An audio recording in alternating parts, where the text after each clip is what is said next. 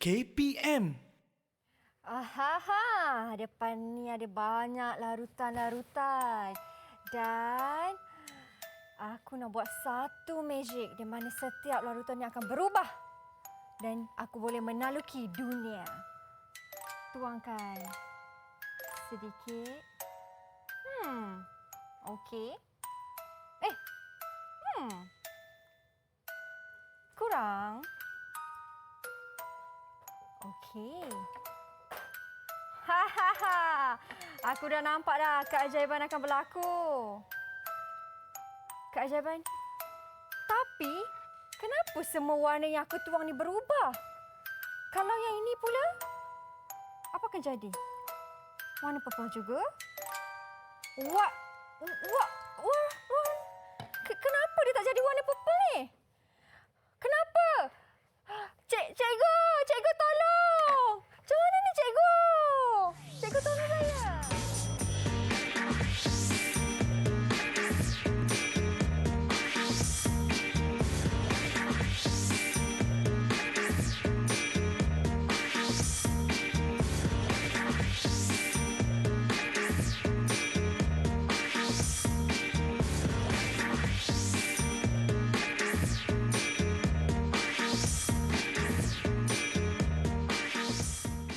Assalamualaikum dan salam sejahtera.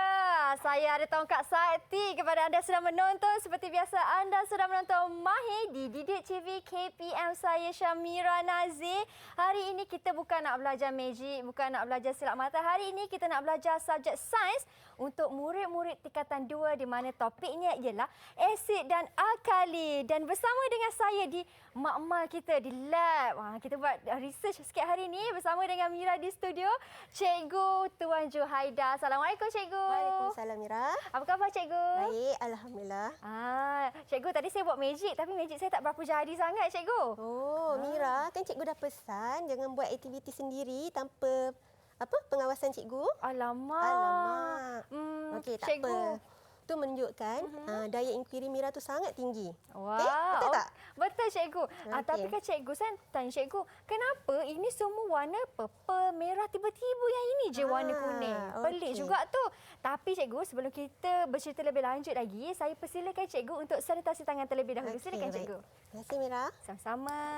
Okey. Kemudian saya pula. Baik. Cikgu, saya tanya Cikgu, kenapa dia jadi warna kuning ni Cikgu? Okey Mira, sebelum kita pergi lebih lanjut, okey, hari ini kita nak belajar tentang asid dan alkali. Okey, bila cikgu sebut asid dan alkali, Mira terbayangkan apa? Saya terbayang asid tu kalau kena tangan mungkin bahaya ke Cikgu? Betul tu. Okey, Mira rasa dekat rumah Mira ada asid tak? Ada rasanya. Ya, apa contoh bahan berasid yang ada di rumah Mira? Buah oren. Betul tu. Betul juga. Betul. Okey, oren tu mengandungi asid semula jadi yang dinamakan asid sitrik. Okey, so hari ni kalau Mira tengok gelas-gelas yang di sana tu, dia ada perubahan warna yang berbeza. Okey, kerana menunjukkan nilai pH yang berbeza untuk setiap larutan di dalam gelas tersebut. Okey, ada yang berasid, ada yang berakali dan ada yang neutral. Baik, itu yang maksudnya. Asid ion hidrogen ni menunjukkan sifat asid. Ion hidroksida menunjukkan sifat alkali. Okey. Kat rumah kita, rumah Mira ada ubat gigi tak? Ubat gigi? Ada Cikgu. Okey, shampoo, Shampoo pun ada. cuka? Cuka masakan pun ada. Okey, so maksudnya kat rumah kita pun memang ada bahan berasid dan bahan beralkali. Okey, sebabnya ubat gigi dengan shampoo tu adalah bahan beralkali, Okey. manakala cuka adalah bahan berasid. Oh, maksudnya ubat gigi yang kita pakai tu akali lah. Ya, kenapa dia berakali? Mungkin sebab dia untuk buang kuman kot Cikgu. Okey, hampir tepat. Okey, tapi yang lebih tepat ialah alkali tu dalam ubat gigi tu digunakan untuk meneutralkan asid laktik yang dihasilkan oleh tindak balas bakteria dalam mulut kita. Contohnya dalam mulut kita pada gigi ke lidah ke ada sisa makanan, so bakteria akan bertindak balas dan menghasilkan asid laktik. Asid laktik tu akan menyebabkan karies gigi, kerosakan gigi. Sebab tu kita kena berus gigi untuk neutralkan. Jadi maksudnya bahan-bahan yang ada dekat sekeliling kita tu itu antara jenis-jenis asid dan juga alkali lah cikgu ya. Betul tu. Itu kalau dekat rumah kat sekeliling kita, bagaimana pula kalau dekat mak-mak sekolah cikgu? Kalau dekat mak-mak sekolah kita memang ada banyak lah contoh-contoh tu kan. Macam yang cikgu sebut tadi lah. Ni antaranya lah. Ada banyak. Lepas tu cikgu ada sebut tentang sifat-sifat asid kan. Sifat asid, semua benda yang berasid dia rasa dia masam. Macam Mira cakap tadi buah oren kan. Betul. Dia rasa masam. Semua buah-buahan ada asid. Tapi kandungan asid dia tu tidak berbahaya sebab dia asid semula jadi. Contohnya macam buah apple dia ada kandungan asid malik. Nilai pH untuk asid kurang daripada 7, dia bersifat mengakis. Kalau asid pekat, kena dekat tangan ke apa semua, dia akan mengakis. Dia boleh menukarkan warna kertas litmus biru lembap kepada merah.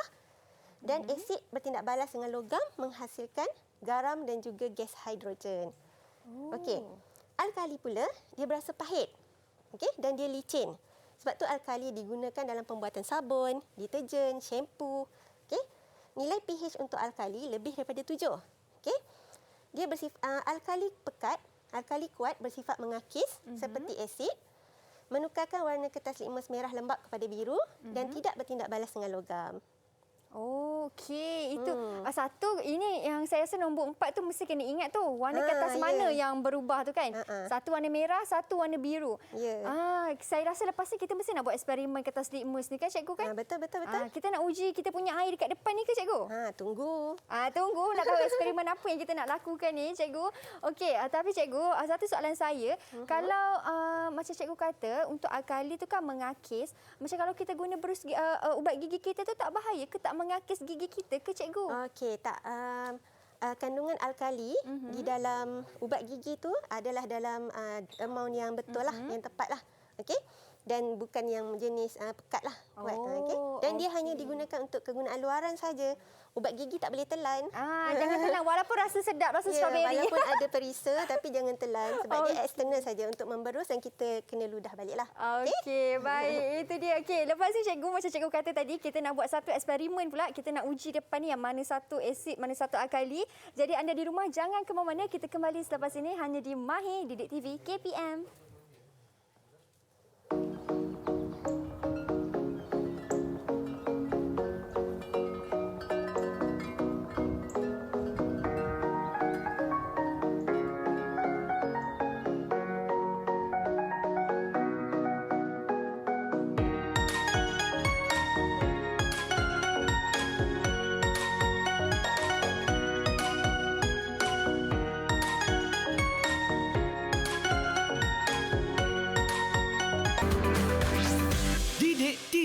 KPM.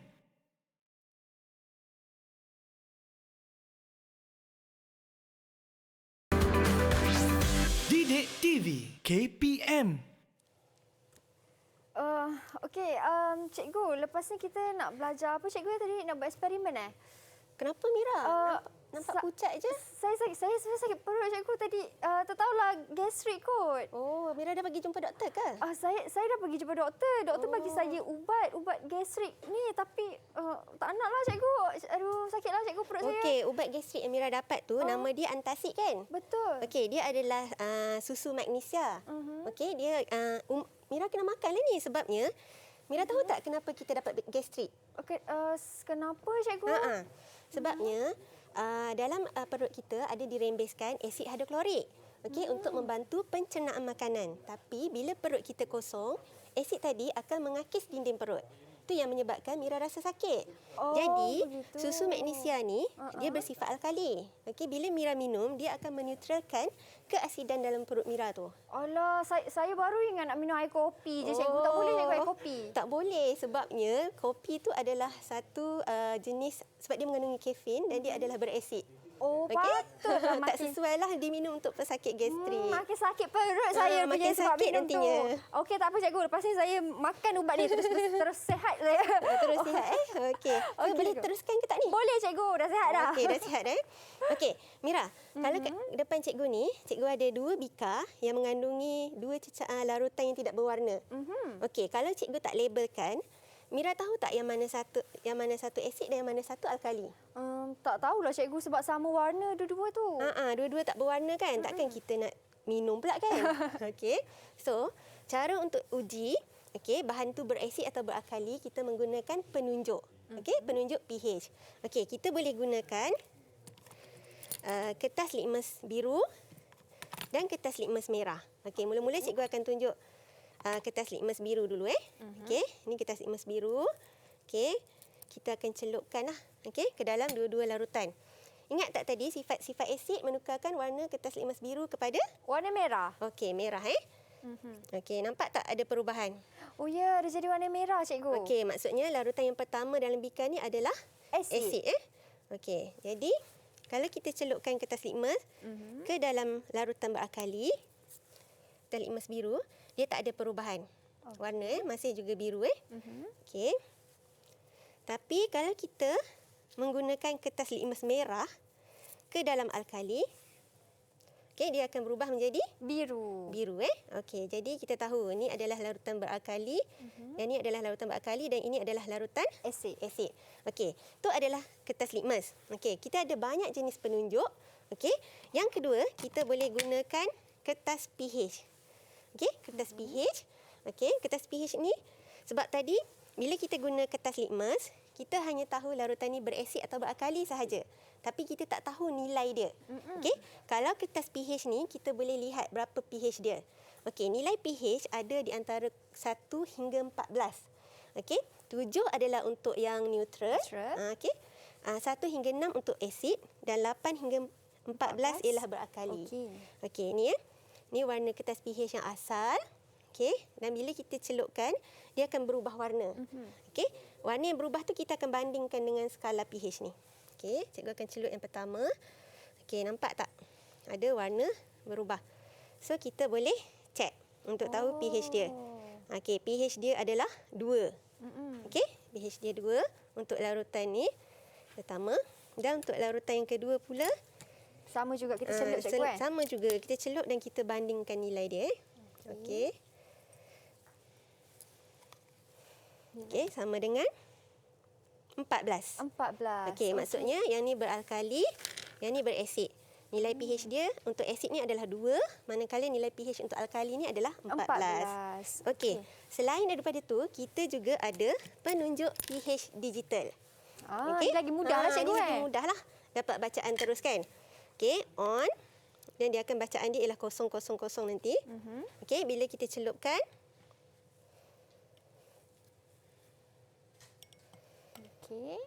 okey. Kita onkan dia.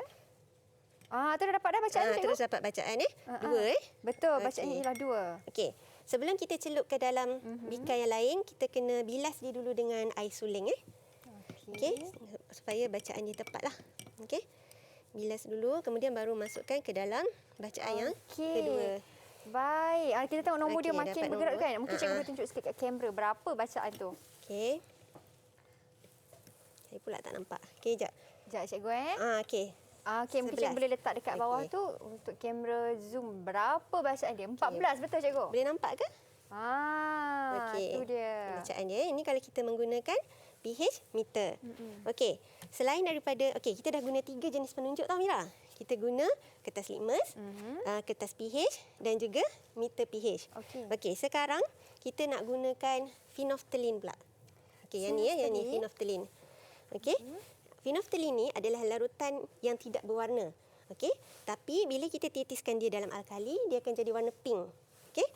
Bila kita titiskan dia dalam asid, dia kekal jadi tidak berwarna Wah, okey nak tengok ni, nak tengok. Mari kita saksikan. Tada, hari ni banyak buat magic ni. Okey. So kita titiskan dalam asid dulu. Okey, so tiada perubahan warna. Tiada perubahan, betul. Okey, tiada perubahan warna, maksudnya larutan tu berasid. Kalau kita titiskan dalam larutan beralkali, Wah, dia akan terus jadi berubah. menjadi warna pink. Pink. Shocking pink Okey. Okey. Ini kalau kita guna apa tadi cikgu? Larutan? Larutan phenolphthalein. Phenolphthalein. Okey. Okey.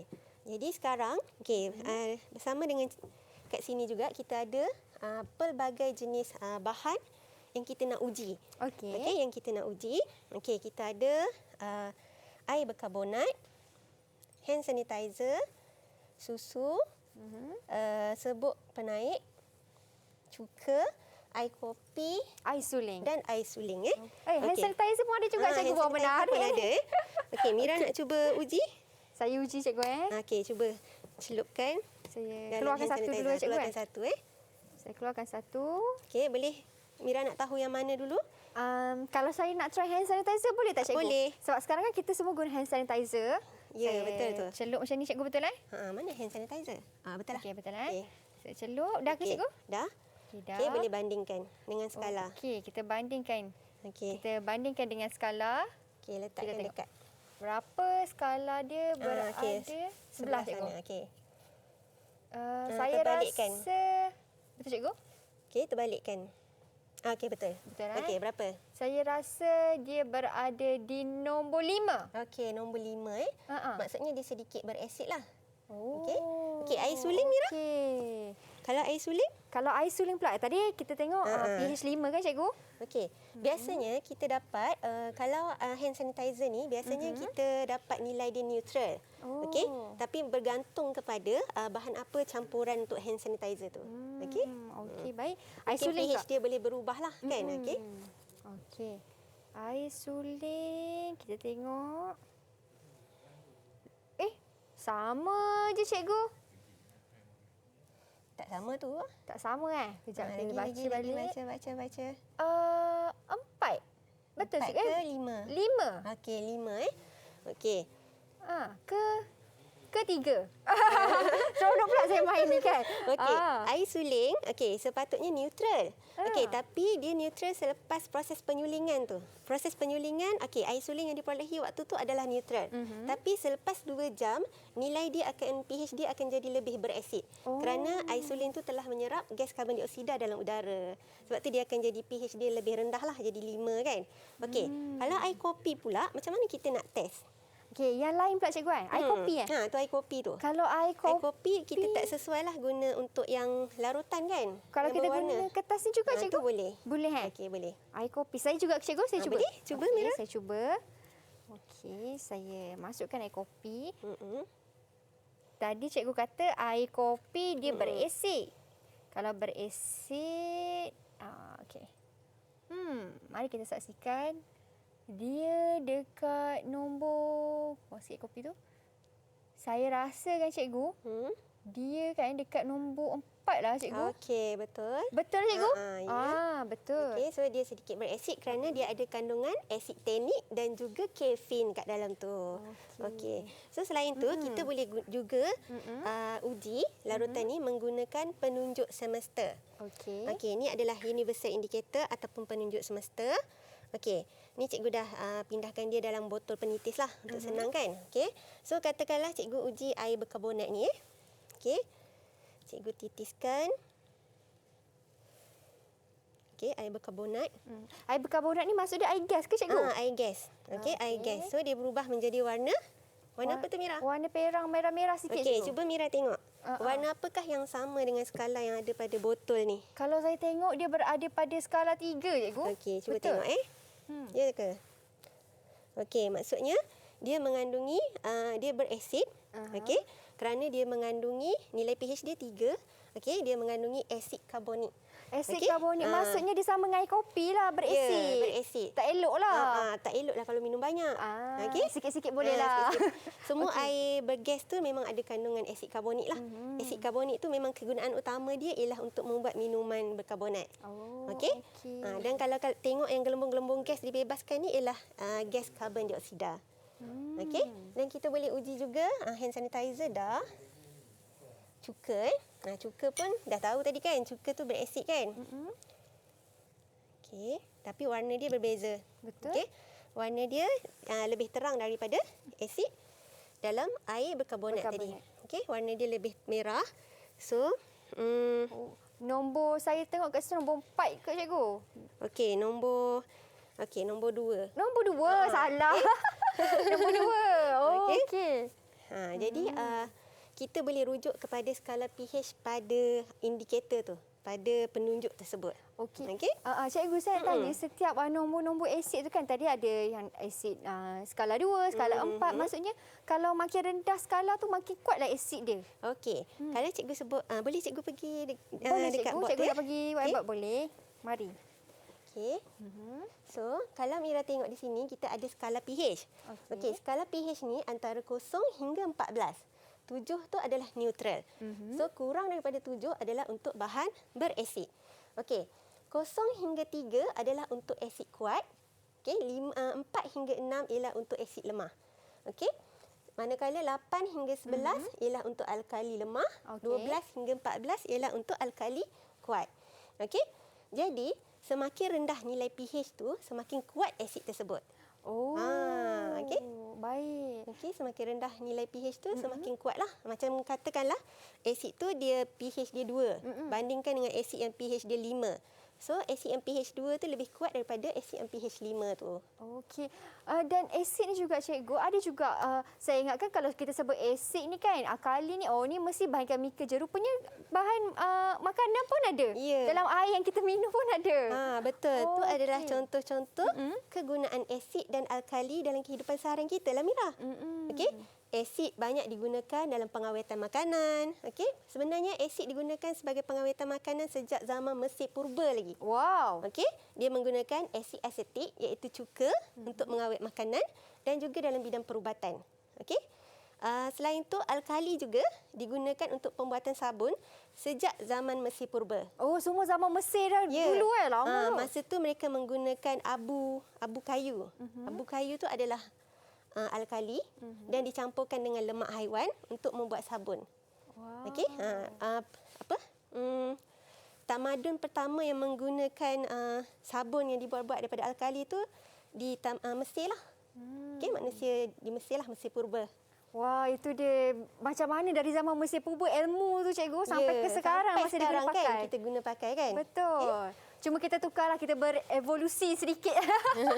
Okey, ada penambahan sedikit kan. Okey. Okey. Dan yang ini pula cikgu, Okey. serbuk penaik ni cikgu. Serbuk penaik. Okey, Mira nak guna penunjuk yang mana satu? Kalau serbuk penaik tu kan cikgu, kalau kita cuba titisan warna ni boleh ke tak boleh? Boleh cuba Mira buat. Okey. Okey, cuba Mira Saya titiskan. cuba, Okey, saya Mira nak titiskan. pilih penunjuk semesta.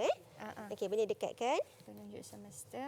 Saya tuang cikgu. Boleh titiskan. Oh, Ada perubahan tak? ish. Hebat warna dia ni cikgu. Tapi tak nampak. Boleh angkat kepada kamera. Boleh. Dia jadi. Kacau sikit boleh cikgu? Okey. Saya kacau Weh. Okey, sikit lagi boleh cikgu? Okey. Suka pula saya dia buat warna Dia ni kan? sebenarnya kalau kita letak banyak ke sikit ke dia sama je. Oh, warna dia tetap sama. Warna dia tetap sama. Okey, jadi Dan warna dia bertukar macam warna-warna coklat ke hijau-hijauan sikit. kehijauan kan sebab dia adalah alkali. Okey? Okey. Okey. Kalau Mira- akali hijau lah. Dia biru, hijau, alkali. Okey, Mira ingat tak tadi yang first yang Mira pandai-pandai buat eksperimen sendiri tu? Okey, ada satu gelas yang bertukar jadi warna kuning kan? Betul. Yang Mira tanya kenapa dia tak berubah menjadi purple tu kan? Okey, yang tu adalah yang tu adalah cecair peluntur. Okey, cecair peluntur ni dia bersifat asid. Okey, bila asid tu kita uji dia akan warna dia sendiri tu pun akan luntur. Warna jus purple yang kita letak tadi tu pun akan luntur. Dia tak akan tahan lama. Oh. Okey, sebab sifat peluntur dia tu. Sifat dan peluntur yang asid ni macam cikgu kata sifatnya menghakis kan cikgu? Menghakis. Okey. Oh, macam tu. Baru saya tahu sekarang ni. Dan cikgu, kalau nak tanya pula daripada ini, kita dah tahu dah daripada segi warna okey. dia kan. Nak uji Ya, dari macam segi mana. warna, kita dah tahu dah kan. Kita guna pH meter digital untuk tahu nilai bacaan kan. Betul. Okey, kita guna kertas litmus merah dan biru ni yang paling basic lah. Rasanya semua pun tahu kan. Okey. Lepas tu kita juga gunakan penunjuk, kertas penunjuk. Betul. Okey.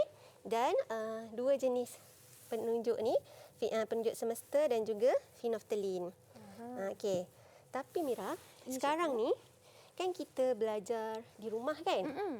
Okey, jadi macam mana kalau kita nak buat eksperimen di rumah? tanpa penunjuk-penunjuk ni. Oh, okey. Macam mana? Macam mana nak buat? Contohlah saya nak uji saya punya buah oren kan cikgu kan? Macam mana? Macam mana kita nak uji buah oren kita kalau tak ada penunjuk ni? Jadi kalau anda di rumah nak tahu macam mana caranya, kita berhenti berat dulu cikgu. Boleh. Kalau macam mana nak uji ni kan? Jadi jangan ke mana, kita kembali selepas ini hanya di Mahir Didik TV KPM.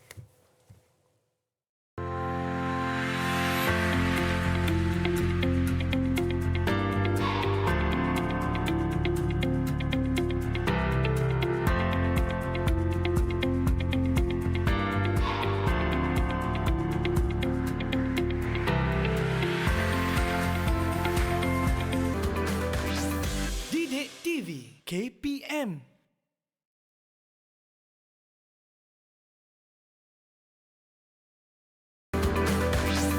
Didik TV KPM. Baik, kembali kita di Mahir Science is Fun. Cikgu, tadi ada satu persoalan. Cikgu tinggalkan kepada saya dan mereka di rumah. Macam mana cikgu nak uji tu cikgu kalau kita tak ada bahan-bahan semua ni? Okey, baiklah Mira. Okey, sebenarnya kalau kita tak ada penunjuk-penunjuk ni di rumah, contohnya kita tak ada kertas likmas, tak ada phenolphthalein kan, kita boleh buat penunjuk pH semula jadi Mira. Wow. Okey, menggunakan bahan-bahan semula jadi yang ada di rumah kita. Contohnya bunga raya, kubis ungu, kunyit, kulit buah plum. Okey. So, caranya mudah saja sebabnya dalam bahan-bahan yang cikgu sebut tadi, dia mengandungi pigmen antosianin. Pigmen apa cikgu? Antosianin. Antosianin. Okey, pigmen tu dia boleh mengesan pH larutan yang kita nak uji tu. Sama ada berasid, beralkali ataupun neutral. Okey, jom kita tengok video nak Mira? Oh, cikgu ada sediakan satu video. Okey, kalau nak tahu video apa yang cikgu sediakan tu, mungkin ada salah satu bahan yang cikgu sebutkan tadi. Jadi, ayo kita saksikan video tersebut. Baiklah semua, aktiviti kita hari ini ialah untuk menghasilkan penunjuk semula jadi daripada kubis ungu. Okey, bahan-bahan yang akan kita gunakan ialah kubis ungu, penapis, air, pengisar, pisau, papan pemotong.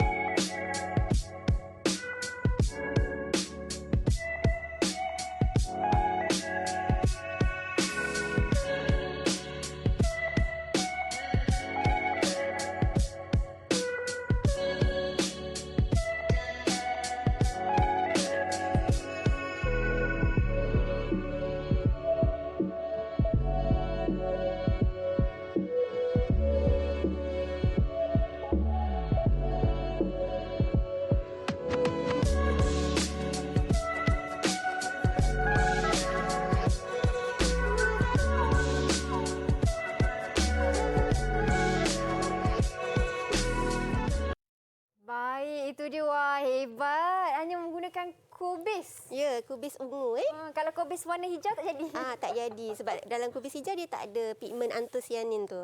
Okey. Tapi bunga telang pun kita boleh guna. Bunga telang yang warna biru tu, cikgu? Ya, untuk buat nasi kerabu tu, yang tu pun kita boleh guna jus bunga telang Okey, tapi banyaklah pula kita nak blend bunga telang tu banyaklah kan? bunga telang tu kan. Okey, baik. So, sekarang boleh cikgu ke depan ke? Boleh, cikgu. Okey. Cikgu nak ke depan untuk explain pasal penetralan. Boleh. Okey. Sebelum tu cikgu nak tanya Mira, apa agaknya yang terjadi kalau kita campurkan asid dan alkali? Kalau kita tak meletup tak berlaku letupan. Kalau kita campur asid dan alkali, mungkin kalau asid alkali bercampur dia akan jadi neutral. Mungkin. Okey, betul. Okey, proses tu memang dinamakan proses peneutralan. Okey, cikgu bergerak ke depan ya. Boleh, cikgu. Mari. Mari kita. Okey. Okey, bila kita campurkan mana-mana asid dengan mana-mana alkali, dia akan menghasilkan garam dan juga air. Okey, garam yang terhasil tu bergantung kepada asid apa yang kita gunakan dan alkali apa yang kita gunakan. Okey, contohnya cikgu gunakan asid hidroklorik, dicampurkan dengan alkalinya ialah larutan natrium hidroksida. Okey, garam yang akan terhasil ialah garam natrium klorida dan air. Okey, garam natrium klorida ni adalah garam yang kita guna di rumah. Okey? Yang kita guna masak tu. Ya, untuk masak tu. Nama dia ialah natrium klorida. Okey. So, proses peneutralan ni kita boleh lakukan di makmal tau Mira. Okey, menggunakan kaedah pentitratan asid base. Jom kita tengok sama-sama video ni. Okey, mari kita saksikan satu video yang cikgu dah sediakan. Baiklah murid-murid, aktiviti kita hari ini ialah kita akan membuat pentitratan asid base. Okey, bahan-bahan dan radas yang akan digunakan ialah kita akan gunakan asid hidroklorik 0.5 molar, alkali larutan natrium hidroksida 0.5 molar, penunjuk metil jingga, pipet dan juga pengisi pipet, penitis, silinder penyukat, bika, corong turas, kelalangkun, biuret, jubin putih dan kaki ritot.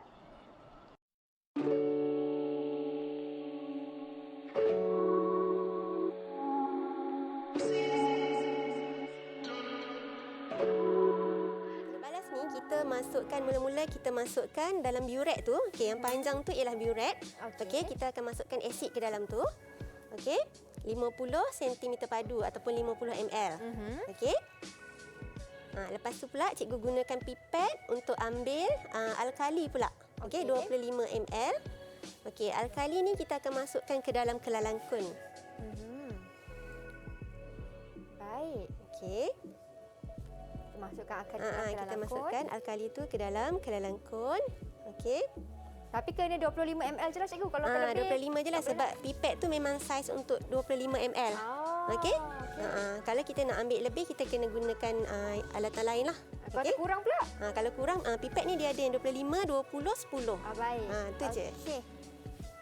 Okey. Okey, itu cikgu dah masukkan dalam kelalangkun.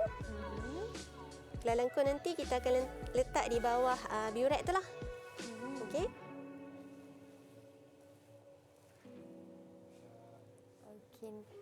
Kita memang kena masukkan ni dalam apa? Pipet tu ke cikgu? Kita tak boleh ukur biasa je. Pipet tu lebih tepat untuk ukur 25 cm padu. Okey, berbanding dengan silinder penyukat. Okey. Kena masukkan sampailah titisan terakhir. Kita tuang sikit. Okey. Dan kita masukkan juga penunjuk. Okey, yang ni cikgu gunakan penunjuknya ialah metil jingga. Okey. Masukkan ke dalam alkali. Oh, dia tukar warna? Dia bertukar warna. Jadi warna kuning. Okey, tapi bila dia neutral, dia akan bertukar balik menjadi warna jingga semula. Ni kena titiskanlah dengan perlahan-lahan. Kita titiskan dalam biuret tadi kan ada asid kan? Okey, kita buka pili dia, masukkan perlahan-lahan asid ke dalam alkali tersebut. Okey. Sehinggalah warna tu berubah. Yang ini kita masukkan ni, ini tak kisah berapa titis pula. Bila dia dah berubah warna je, kita kena stop dan tengok bacaan. Kita nak tahu berapa isi padu asid yang digunakan. Okey. Okey, tengok warna dah berubah kan? Daripada Kuning tadi kan? Tadi kepada Okey. warna merah dah Pada kan? jingga, okey? Okey. Betul. Baik, itu dia sedikit penerangan. Itu dah bila dah bertukar jadi warna jingga tu maksudnya dia dah jadi apa? Dia punya Okey, sifat dia? maksudnya larutan dalam kelalangkun tadi tu dah neutral. Okey. So dalam kelalangkun tadi tu adalah garam dan juga air lah. Okey, kalau kita nak dapatkan garam tu kita kena melalui proses penyejatan ataupun penurasan untuk asingkan garam dengan air tu. Okey. Dan proses penurasan macam cikgu ajar sebelum ni lah yang ada kertas ya, turas tu. dalam kelas kita yang sebelum ni kan. Betul. Bagus Mira masih ingat Okey Mira. Sebelum cikgu lupa, okey kita nak tengok juga sebenarnya apa fungsi proses peneutralan ni. Okey, sebenarnya peneutralan ni memang banyak kegunaan dia dalam kehidupan seharian kita. Contohnya macam keadaan tanah yang terlalu berasid, dia tak sesuai untuk tanaman. Okey, jadi kita kena neutralkan dulu tanah tu supaya kurang keasidan dia untuk sesuai percucuk tanam. Okey, dan satu lagi macam yang tadi menggosok gigi, kan? Okey, dan juga untuk gastrik, kan? Okey, untuk gastrik, okey, untuk meneutralkan asid dalam perut kita gunakan susu magnesia tadi. Okey, itu adalah contoh-contoh proses peneutralan dalam kehidupan seharian kita. Okey, pentinglah maksudnya peneutralan ni dan dia tak akan boleh berlaku je kalau okeylah kita ada asid, kita nak jadikan dia neutral ni tambah air suling je lah. Tak jadi. Tak jadi. Okey, kena campurkan dengan jumlah yang betul dengan kemolaran yang betul. Okey, dan bahan-bahan kimia yang kita guna ni, asid dan alkali, kalau bahan kimia tu adalah pH dia tu rendah, okey, contohnya asid yang pH rendah maksudnya asid kuat, okey, alkali yang pH dia tinggi maksudnya alkali kuat. Kita alkali kena pH tinggi? semakin tinggi pH dia semakin kuat alkali tu. Oh, terbalik pula Dia terbalik asid. dengan asid. Okey, jadi bahan-bahan cecair ni kita kena lupuskan dengan cara yang betul tau Mira. Okey, kita tak boleh main tuang je dalam sinki. Tak jadi, kerana dia boleh menjejaskan menyebabkan pencemaran alam dan juga menjejaskan kesihatan kita. Jadi cara yang betul ialah kalau kita menggunakan asid kuat dan alkali kuat, kita kena cairkan dahulu dengan air yang banyak. Okey, sebelum kita buang ke dalam sinki. Okey. Kalau asid tu terlampau kuat, okey, kita kena hantar ke pusat pelupusan bahan kimia. Itu paling tepatlah. Macam Okey, tak boleh terus masuk dalam sinki. Macam cikgu kata kita nak cairkan dia dengan air yang banyak tu. Macam mana maksud nak cairkan tu? Kita Okey, campur lah. maksudnya campur dan air tu mesti ditadah di dalam bekas dahulu. Okey, barulah kita boleh tuang ke dalam sinki. Okey, macam penunjuk-penunjuk ni juga dia pun beracun juga tau Mira. Oh ya alamak. Dah terpegang tadi ni macam mana ni? Okey, kalau terkena maksudnya dia tidak boleh kena tangan, termasuk mulut, kena mata kan. Okey, kalau kena tangan ke apa semua tu kita kena basuhlah dengan air yang banyak. Okey, dan saya yakin kalau dekat sekolah pasti cikgu sendiri terangkan ni SOP jugalah ni mesti ada pakai glove juga semua. Kalau di sekolah kita pakai glove, kita pakai inilah kod putih ni, pakai cermin mata keselamatan. Macam cikgu dah pakai spek ni tak apalah kan. Okey. Okey, tapi kalau keselamatan. Tapi kalau yang kita buat sendiri dekat rumah tu itu organik. Okey, yang tu organik. Okey, sebab kita menggunakan semula jadi kan. Okey. Jadi tak ada apa-apa masalah lah kalau kita tak ada apa masalah lah yang tu. Buang kita punya air tu kan. Okey, faham. Jadi kalau macam tu, selepas ini cikgu nak terangkan lagi sedikit tentang asid dan juga alkali tu, nak bagi faham sebabnya macam mungkin ada murid-murid yang susah nak ingat cikgu. Kalau yang 13 ni macam mana pula, mungkin ada yang kurang ingat dan kita nak tahu juga kegunaan bahan-bahan yang berstatuskan alkali kuat dan juga alkali rendah, asid kuat dan juga asid rendah. Jadi kita berhenti berehat seketika cikgu. Okey, boleh. Kita berhenti berehat seketika. Jangan ke mana-mana, saya nak cuci tangan saya, dah pegang penunjuk ni tadi cikgu, takut pula saya. Jadi kita kembali selepas ini hanya di Mahir Didik TV KPM.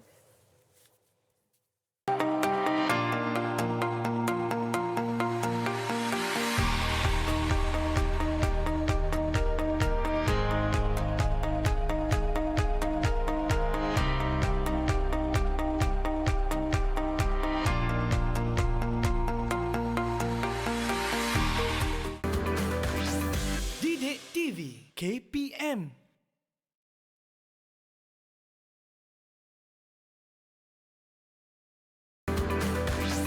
Didik TV KPM. Baik, kembali kita di Mahir. Kita dah berada di segmen yang terakhir. Di segmen yang terakhir ni cikgu ada nak cerita sikit pasal jadual merekod ni cikgu. Okey, baiklah. Mira, okey, kalau nampak di sini cikgu ada sediakan jadual untuk merekod nilai pH. Okey, sepatutnya nampak tak mata ni. Maksudnya pemerhatianlah, observation kita rekod kan. Okey. Tadi kita ada buat aktiviti. Biasanya bila kita buat aktiviti di makmal, kita akan rekodlah perubahan warna, nilai pH yang diperolehi, dan kalau katakanlah perubahan warna kertas litmus merah kepada biru, maksudnya dan nilai pH-nya kita dapatlah katakan 8, maksudnya dia adalah berakali. Okey, maksudnya kita akan rekodkan. Okey. So, cikgu rasa apa yang penting dalam bab ni ialah murid-murid kena tahu first ialah definisi untuk asid dan alkali. Okey, contoh-contoh asid dan alkali yang ada di makmal dan juga dalam kehidupan seharian kita. Macam ni. Okey, sifat-sifat asid dan alkali. Betul. Okey, kegunaan asid, alkali dan juga proses peneutralan. Okey, dan juga cara pelupusan bahan kimia dengan cara yang betul. Okey. Itu semua memang penting. Okey. Betul tu. Kalau asid macam cikgu kata tadi 1 ke 6. pH, nilai pH dia. Nilai pH dia. Kalau alkali 8 ke 14. Ya. Kalau neutral bukan kosong tetapi 7. 7. Okey, biasanya isolin neutral. Okey. Oh, isolin 7 juga. 7. Baik. Dan ini antara contohnya lah kan cikgu? Ni antara contoh kegunaan asid, alkali dengan kegunaan proses peneutralan dalam kehidupan seharian kita. So memang kita tak dapat larilah dengan asid dan alkali ni kan. Okey. Kita di dapur ada, bilik mandi ada kan. Semua mengandungi asid dan juga alkali. Okey. Dan kalau kita nak uji dia macam eksperimen yang kita dah lakukan tadi, cikgu akan menguji dengan menggunakan kertas litmus kan, litmus yang bertukar warna kan. Maksudnya bila dah bertukar warna, kita tak boleh terus assume yang dia tu asid ataupun alkali. Kita kena uji lagi, cikgu, betul? Okey, maksudnya kalau kita ada dua larutan, kita nak uji larutan tu yang mana satu asid dan alkali kerana kedua-duanya tidak berwarna kan. Okey, kita pun gunakan kertas litmus. Okey, kita pun dapat perubahan warna litmus merah kepada biru. Maksudnya larutan tu memang beralkali. Cumanya kita uji lagi untuk tahu berapa nilai pH dia yang lebih tepat. Sebab kertas litmus dia hanya menunjukkan perubahan warna sahaja. Sebab tu kita boleh gunakan pula kertas pH dan juga pH meter tadi. Okey, yang digital tu. Okey. Untuk dapatkan nilai pH. Okey. Lepas tu kalau dah buat eksperimen tu, jangan lupa untuk rekod dekat belakang macam ni. Okey, dan juga jangan lupa juga langkah-langkah keselamatan lah semasa melakukan eksperimen. Kalau nak buat yang eksperimen yang menghasilkan penunjuk semula jadi tu di rumah, mestilah dengan pemantauan ibu bapa.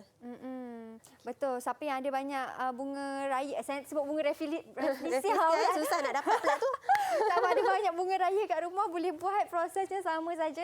Kena tambah air. Lepas kita dah blend dia tu, saya ada baca tadi, kena sejukkan pula. Sejukkan sekejap sebab kita tambah tu air panas kan. Kalau panas-panas tu tak boleh? Ya, kita sejukkan sekejap. Okey, barulah kita boleh gunakan untuk uji. Okey, itu dia.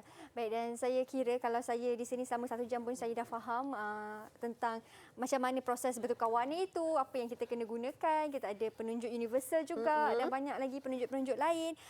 Bacaannya berapa. Saya kira yang mereka di rumah pun faham juga kan cikgu. Jadi kepada anda yang mungkin baru saja menonton, kita dah nak habis dah ni, yang baru saja menonton, boleh tengok secara ulangan. Okey, boleh tengok secara ulangan ataupun anda boleh tengok semula di laman YouTube rasmi NTV7 Official Malaysia. Type je hari ni kita belajar sains untuk tingkatan 2 bab asid dan alkali. Nanti keluarlah apa yang cikgu Juhaira dah terangkan selama 1 jam pada hari ini. Jadi cikgu mungkin ada sedikit last word cikgu dekat mereka di rumah ataupun nasihat cikgu lah kepada murid-murid yang tengah PDPR dekat rumah ni kan, macam mana nak faham ni asid alkali ni cikgu. Silakan. Okey. Untuk murid-murid yang berada di rumah, antara aktiviti yang cikgu dah tunjuk tadi, anda boleh lakukan di rumah dengan pemantauan ibu bapa. Sebab sains ni memang menarik dan dia berkait dengan kita dan juga alam sekitar kita, kehidupan kita. Jadi kita belajar dengan minat lah. Bukan kita belajar kerana nak exam kan. Kita belajar sebab kita minat. Jadi kita lebih faham dan ingat lebih lama. Wah, macam tu. Saya suka ya cikgu kan, kita belajar bukan sebab nak exam. Bukan sebab nak exam kan. Nanti kalau dah exam, okey, lepas tu lupalah kan. Terasa. Ingat tu adik-adik, belajar yang paling penting sekali bukan sekadar menghafal tetapi kena faham, kena minat. Dan yang paling penting sekali, belajar bukan kerana exam, belajar kerana ilmu. Ya, kerana ilmunya. Boleh ke cikgu nak bagi pantun sikit? Boleh cikgu, silakan. Ini kelas sains tapi ada pantun ni cikgu. Silakan cikgu. Okey, di kiri asid, di kanan alkali menjadi garam, bila bercampur. Aplikasi sains meluas sekali di segenap pelosok alam hinggalah ke dapur. Betul tak Mira? Betul, hebat. Ayat tu saya nak beli ke cikgu? Boleh ke? Saya boleh beli tapi next class pula saya jawab cikgu punya pantun tu. Mungkin lepas ni kita nak belajar bab 7 pula lah kan. Ini bab 6. Okey, terima kasih banyak-banyak Cikgu Joida atas perkongsian hari ini. Terima kasih kepada anda yang menonton sehingga ke penghujung juga. Bye. Assalamualaikum. Terima kasih Cikgu.